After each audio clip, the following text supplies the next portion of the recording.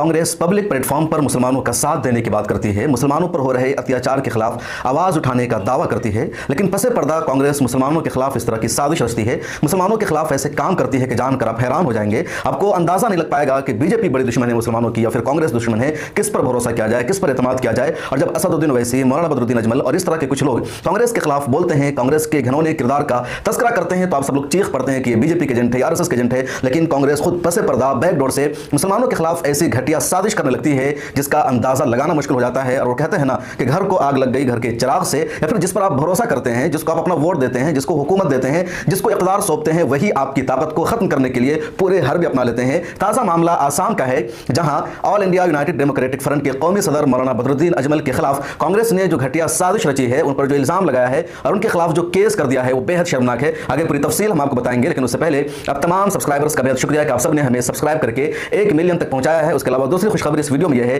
कि Miller times के 100 members आज पूरे हो गए हैं। स्क्रीन पर आप देख सकते हैं, यूट्यूब ने बाकायदा हमें इत्तला दिया है। मिलर टाइम्स का टारगेट है कम से कम 2000 मेंबर्स बनाना, अभी तक सिर्फ 100 मेंबर्स बन सके हैं। ये मेंबरशिप बेहद आसान है, ज्वाइन के बटन पर क्लिक करेंगे और आप मेंबर बन जाएंगे। मेंबरशिप फीस सिर्फ 89 यानी 89 रुपए है और इसके जरिए मिलर टाइम्स का पार्ट बन जाएंगे, बहुत कुछ आपको एक्स्ट्रा मिलेगा। तो हमारी आपसे रिक्वेस्ट है कि अगर आपने अभी तक मिलर टाइम्स की मेंबरशिप नहीं ली है तो प्लीज ले लीजिए, हमारा हिस्सा बन जाइए और खुसूसी तौर पर मिलर टाइम्स को ताउन कीजिए। और आइए आपको बताते हैं कि पूरी खबर क्या है। खबर आ रही है कि आसाम में मौलाना बदरुद्दीन अजमल के खिलाफ कांग्रेस ने एफआईआर दर्ज कराया है और एफआईआर दर्ज कराने की बुनियादी वजह कांग्रेस ने यह बताई है कि मौलाना बदरुद्दीन अजमल ने कांग्रेस के नेताओं के खिलाफ अनपार्लियामेंट्री वर्ड का इस्तेमाल किया है। महज इन अल्फाज की वजह से, इन जुमलों का इल्जाम लगा करके, बहाना बना करके कांग्रेस ने मौलाना बदरुद्दीन अजमल के खिलाफ गुवाहाटी के एक थाना में केस दर्ज करा दिया है, उनकी गिरफ्तारी की मांग की है। कांग्रेस का कहना है कि हमारे नेताओं के खिलाफ अनपार्लियामेंट्री वर्ड का यूज किया गया और कांग्रेस ने अपनी एफआईआर में जो हवाला दिया है मौलाना बदरुद्दीन अजमल के खिलाफ, उसको सुनकर आप दंग रह जाएंगे। कांग्रेस कह रही है कि मौलाना बदरुद्दीन अजमल ने सिर्फ कांग्रेस के नेताओं के खिलाफ इस तरह का वर्ड इस्तेमाल नहीं किया है, बल्कि इससे पहले आसाम के वज़ीर आला हिमंता बिस्वा शर्मा के खिलाफ भी मौलाना बदरुद्दीन अजमल इसी तरह का बयान दे चुके हैं। अब जरा अंदाजा लगाइए कि कांग्रेस मौलाना बदरुद्दीन अजमल के खिलाफ साजिश रचने के लिए यहां तक जा चुकी है, इस हद तक गिर चुकी है कि वो आसाम के वज़ीर आला हिमंता बिस्वा को बीच में ला रही है। यानी कांग्रेस को आसाम के बीजेपी के मुख्यमंत्री हिमंता बिस्वा शर्मा के खिलाफ भी बोलना बर्दाश्त नहीं है। कांग्रेस वहां भी उनके साथ, यानी जब बात मुसलमानों की आई है, मुसलमानों के किसी लीडर को बदनाम करने की आई है, मुसलमानों के किसी लीडर को जेल भेजने की आई है, तो कांग्रेस बीजेपी से भी अलायंस करने में, उसके साथ हमदर्दी जताने में पीछे नहीं हटती है। और आप स्क्रीनशॉट देखिए, मैं अपनी तरफ से नहीं कह रहा हूं, दैनिक भास्कर की रिपोर्ट है, क्या लिखा गया इसमें।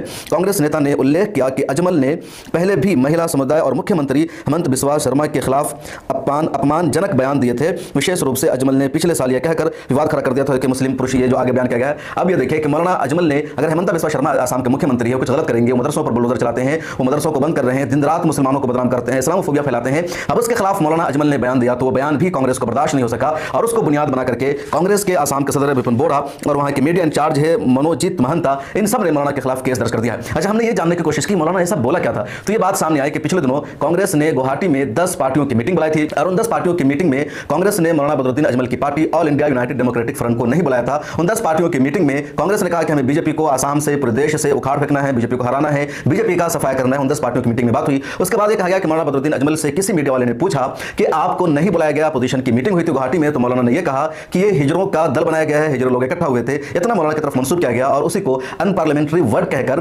कांग्रेस के नेताओं ने केस दर्ज कर दिया है। हालांकि मौलाना के इस बयान की अभी तक तस्दीक नहीं हो पाई है कि मौलाना ऐसा कहा है। किसी भी मीडिया हाउस ने मौलाना के इन जुमलों को रिपोर्ट भी नहीं किया है। कांग्रेस के एफआईआर में ही इसका दावा किया गया है कि मौलाना ने ऐसा कहा है। अब जरा अंदाजा लगाइए, ये कांग्रेस दिन रात मुसलमानों को गालियां देती है, मौलाना बदरुद्दीन अजमल के खिलाफ उल्टे सीधे अल्फाज इस्तेमाल करती है। कांग्रेस के नेता है प्रमोद कृष्ण तिवारी, बड़ी बड़ी लंबी डायरी रखते हैं, टीवी चैनलों पर आते हैं, जमीयत के जलसों में भी खूब आकर नात पढ़ते हैं। इन्होंने बाज़ाब्ता एक डिबेट के दौरान कहा था मौलाना अजमल की जो डायरी है वो बकरी वाली डायरी है। इन्होंने डायरी की तौहीन की, मुसलमानों की तौहीन की, लेकिन इनके खिलाफ कांग्रेस ने कोई एक्शन नहीं लिया। खुद कांग्रेस के कई नेता मौलाना बदरुद्दीन अजमल का मजाक उड़ाते हैं, उनकी टोपी का मजाक उड़ाते हैं, उनकी दाढ़ी का मजाक उड़ाते हैं, ये सब कुछ कर लेते हैं, तभी इन पर कोई फर्क नहीं पड़ता। और मौलाना ने सिर्फ हिजड़ों का ग्रुप कह दिया, उसकी भी अभी कोई ऑथेंटिसिटी नहीं है, तो उनके खिलाफ केस दर्ज कर दिया गया। दरअसल इन लोगों की साजिश क्या है कि मुसलमानों में कोई लीडरशिप न भर सके, मुसलमानों में कोई क़यादत न पैदा हो सके। अब आसाम में तकरीबन 40% मुसलमानों की आबादी है और इतनी बड़ी आबादी को कांग्रेस गुलाम बनाकर रखी हुई थी। कांग्रेस उनका वोट लेती थी, कांग्रेस उनके नाम पर सियासत करती थी, कांग्रेस अपना मुख्यमंत्री बनाती थी, मुसलमानों को कुछ नहीं दिया जाता था। चुनांचे मौलाना बदरुद्दीन अजमल को अल्लाह ताला ने दौलत दिया, उनकी बिजनेस ने तरक्की की, तो मौलाना बदरुद्दीन अजमल ने पहले वहां के मुसलमानों के स्कूल खोलकर दिया, कॉलेजेस खोलकर दिया, उनके लिए वो रिलीफ वर्क करते हैं, हजारों बेवाओं खवातीन को वो वजीफा देते हैं, हजारों गरीब लड़कियों को वो तालीम से नवाजते हैं, उनको एजुकेशन देते हैं।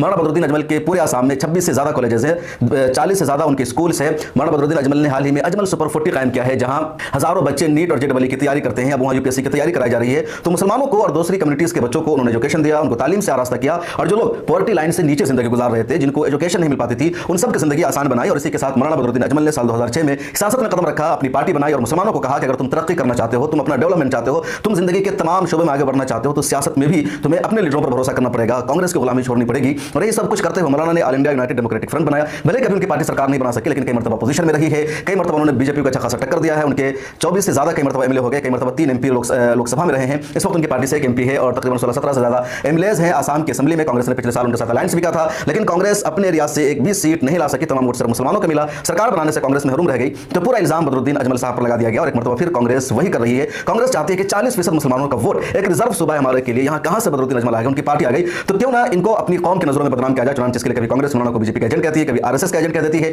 इन सब बातों पर भी कौम भरोसा नहीं करती है, क्योंकि मौलाना बदरुद्दीन अजमल वो सियासतदान है जो दिन रात अपनी कम्युनिटी के लिए, अपनी कौम के लिए काम करते हैं। जहां जहां सरकार कांग्रेस की लंबे अरसे तक आसाम में सरकार रही है, लेकिन बारपेटा, धुबरी जो मुस्लिम मेजोरिटी एरिया है, करीमनगर है, वहां कांग्रेस ने स्कूल खोल करके नहीं दिया, कॉलेजेस खोल करके नहीं दिया। और मौलाना ने बगैर हुकूमत के अपने पैसे से, अपनी बिजनेस का पैसा लगा करके वहाँ स्कूल कायम किया, मदरसा कायम किया, कॉलेजेस कायम किया, उन गरीब मुसलमान बच्चों को पढ़ने के लिए मौका फराहम किया। तो कांग्रेस की मकबूलियत कम हुई, मौलाना को उन सबका वोट मिलने लगा, मकबूलियत बढ़ गई। तब कांग्रेस को ये सब भी बर्दाश्त नहीं है और लगातार उनको बदनाम करने की कोशिश की जा रही है। जब इन सब चीज़ों में भी कांग्रेस को कामयाबी नहीं मिली कि मौलाना को कैसे अपनी कौम की नज़रों में बदनाम कर दिया जाए, तो अब कांग्रेस ने मौलाना के खिलाफ केस दर्ज करना शुरू कर दिया है। जो काम बीजेपी कर रही थी, जो काम आरएसएस के लोग करते हैं, जो काम बजरंग दल के गुंडे करते हैं, अब उसी नगर पर आसाम में कांग्रेस आ गई है कि मौलाना को किसी तरह जेल भेज दिया जाए, इनकी पार्टी को डिमोलाइज कर दिया जाए, ताकि जो मुसलमानों का पूरा वोट है जो मौलाना बदरुद्दीन अजमल को जाता है वो कांग्रेस को मिलने लगे। कांग्रेस को मेरा यही मशवरा है कि अगर कांग्रेस वाकई में हिंदुस्तान की भलाई चाहती है, कांग्रेस हिंदुस्तान की बेहतरी चाहती है, कांग्रेस ये चाहती है कि हिंदुस्तान में अमन सलामती हो, बीजेपी का राज खत्म हो, तो उसे सबको साथ लेकर चलना पड़ेगा